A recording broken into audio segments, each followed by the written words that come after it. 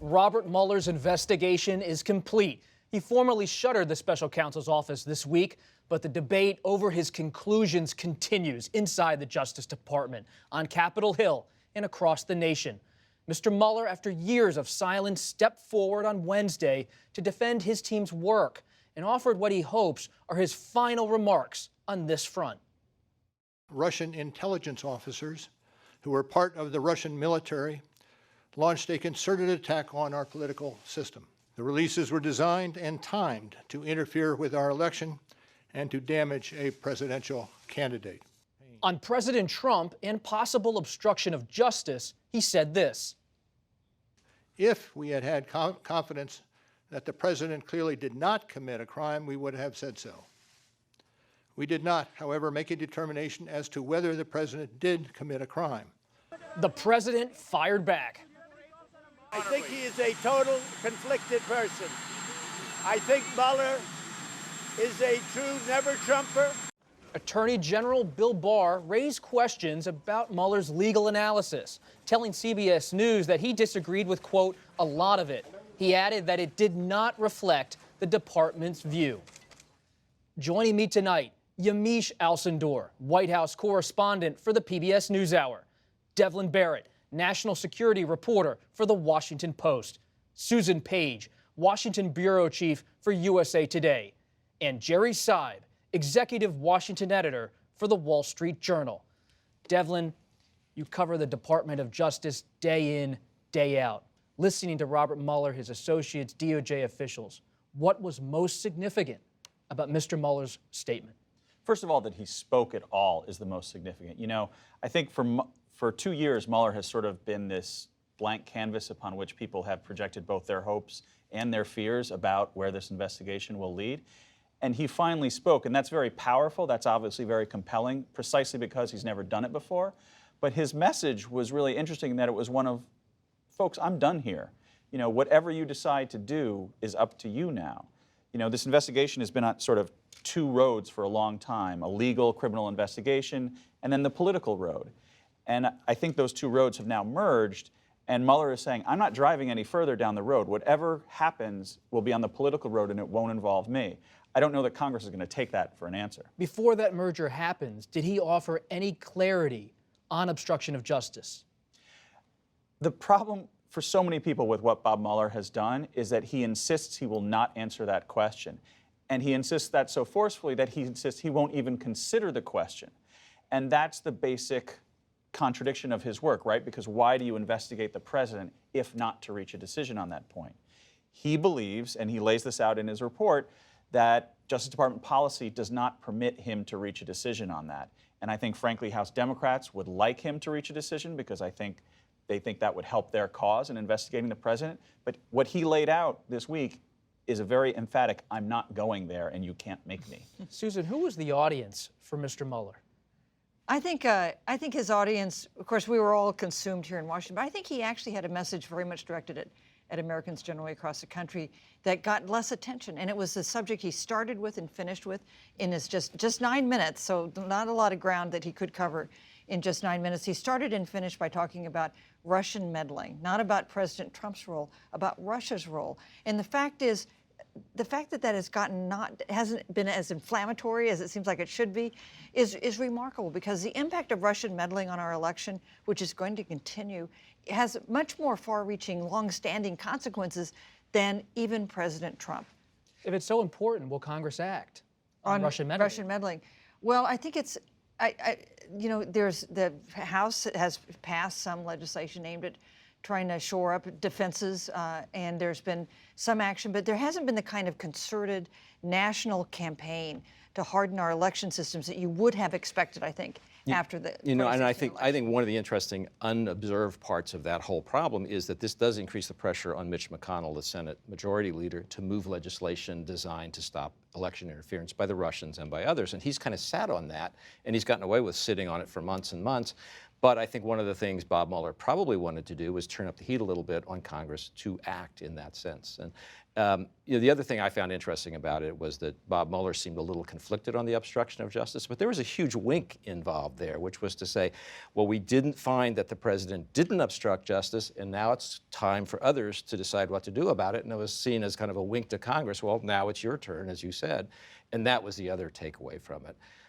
The third point I would make is that the president was pretty conflicted too, because he wants to say, Bob Mueller exonerated me, complete exoneration. Oh, by the way, he's a never-Trumper and he was deeply conflicted. You kind of can't have it both ways. Either Mueller is honorable and exonerated me, or you can't trust anything Mueller says. But that's the way it plays at the White House right now. How is it playing at the White House? Inside the West Wing, what's the mood? I think the mood inside the West Wing is one of President Trump still feeling very angry at the fact that the Mueller investigation ever happened. I think that we saw him tweet today, or tweet this week, I had nothing to do with Russia helping me win the election, and then quickly backtracked and said, actually, that's not what I meant. What I meant was I won this all by myself. And that's pretty remarkable because we have all these intelligence agencies and Bob Mueller saying we should really be concerned about Russia and its role in the elections. I think Susan's really right when you think about he started and ended his message with that. So that was a message to the American people. I will add, though, that from the political point of view, I think if you look deeply at what Robert Mueller said, there was, for Democrats, he was saying, this report is my testimony. I took that to mean, okay, Democrats, I know you're going to want to do oversight, but when I come to Congress, if I have to come to Congress, I'm not going to go beyond my report. Is he going to come to Congress, Yamiche, based on your conversations with House Democrats? Are they going to call him? I'm not sure. I think that if you listen, Adam Schiff from the House Intelligence Committee, he sounds like he might subpoena Mueller. But Jerry Nadler, when he was asked, what are you going to do? Are you going to subpoena Mueller? He said, I heard much of what I thought I was going to hear. So maybe, he didn't even say maybe not. He just basically stopped at that point. I will say, though, if you're a Republican who was listening to Bob Mueller, you also have to make it very clear that he said, if I thought I could clear the president, I would have. And I think that that's the political message to Republicans. He's making it crystal clear, I'm not giving him a pass. I'm not exonerating him, which is exactly what the president has been saying over and over again. And Robert Mueller's basically saying that's not what I'm saying. Do your DOJ sources, Devlin, expect Mueller to head to Capitol Hill, even though he wants this to be his final word? I think there is still a great deal of expectation and pressure from the Congress for him to come and testify. I think part of the message he's sending is that he will be a hostile witness. I think it's sort of an interesting question for the House Democrats. What about for Attorney General Bill Barr? How does he handle it? I think from Barr's point of view, Mueller has said he doesn't want to go. I don't think, first of all, Mueller is not a DOJ employee anymore. Barr can't make Mueller do anything. So at this point, it's really a conversation between Mueller and Nadler and some others in the House. And I think the challenge for Democrats is, do you want a hostile witness or no witness? Which is better / worse for what you're trying to accomplish, which is to keep public pressure on the president and give these investigations some oxygen and some fuel. One of the things that's been so annoying to both sides is that Mueller won't do what either side wants him to do. He won't go and say, there's really nothing there, case closed, we should move on. But he also doesn't give the kind of crisp answer that Democrats were hoping he would give, to say, yes, there's something to do here. Yes, you should impeach, which was the message that some Democrats heard, but it wasn't explicitly what he said. It's not just about being crisp. Was he too late? Now he's debating the Attorney General about the meaning of his own report. Well, I think that he didn't want to, as Devlin suggested at the outset, I don't think he wanted to do this at all. I think he wanted to go away without ever saying a word. It's ironic in a town where most people run toward a television camera, that Mueller runs away as fast as he can, but I think he felt he had to close the book and put a period at the end of the sentence in some fashion, and this was the fashion by which he did it. But House Democrats want to open the book, a growing number of them, on the question of impeachment. What are the pressures, though, Yamiche, on Speaker Pelosi?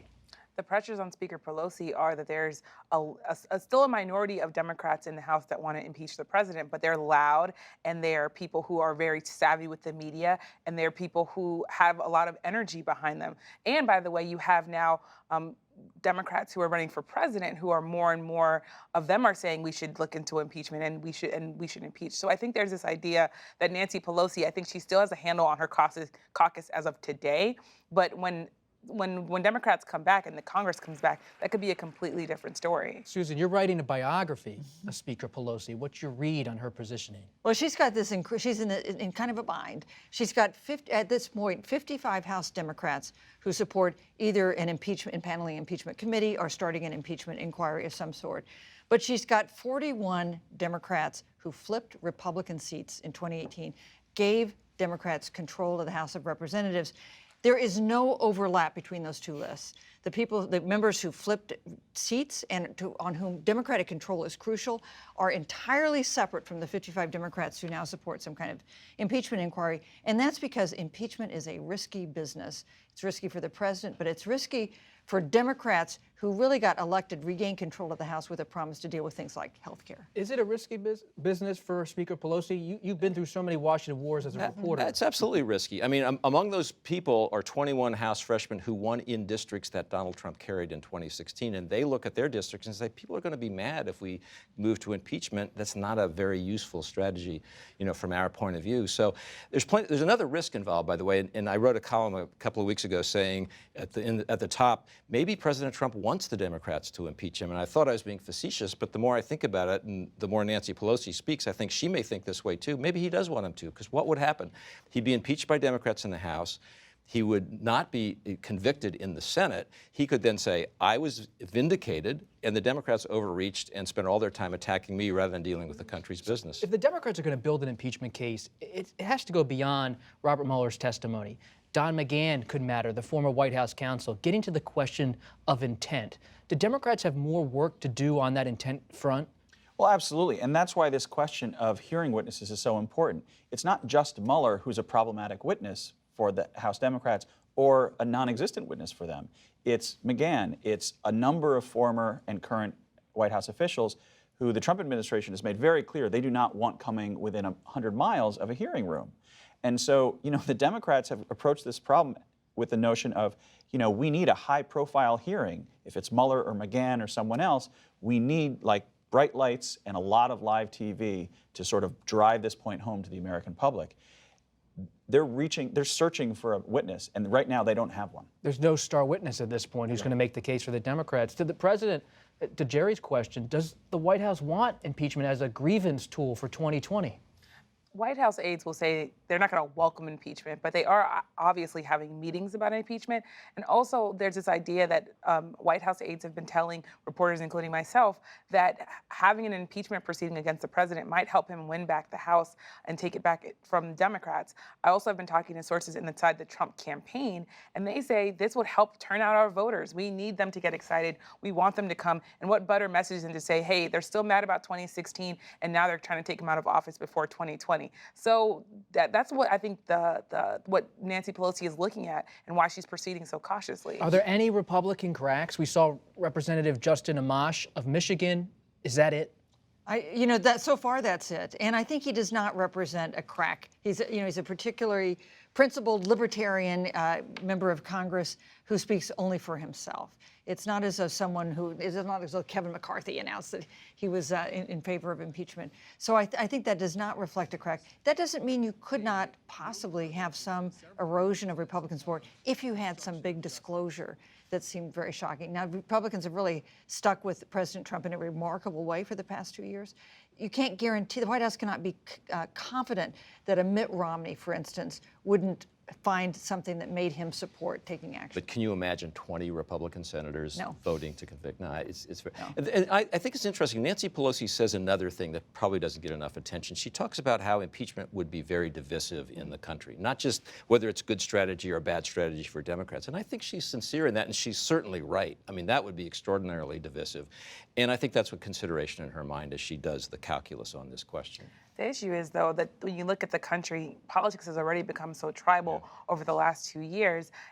Take any event, Robert Mueller's statement or what President Trump is tweeting or what Nancy Pelosi is saying, and if I talk to Republicans, it's a completely different story than when you talk to Democrats. But the risk for Pelosi in not taking action as well, because we know that this gins up the president's base, but not impeaching a president who many of the most reliable Democratic voters believe ought to be impeached. it could hold down Democratic turnout. It could be a problem for Democrats in 2020 as well. Final question on this issue. Whether the Democrats impeach the president or not, could he still face charges once he leaves office? That's always been sort of a theoretical possibility, and it's something that Mueller says very specifically in the report, that it's a scenario that could happen. I think that's still a difficult and high hurdle, politically and legally. But yeah, that is definitely on the table in terms of a legal possibility down the road.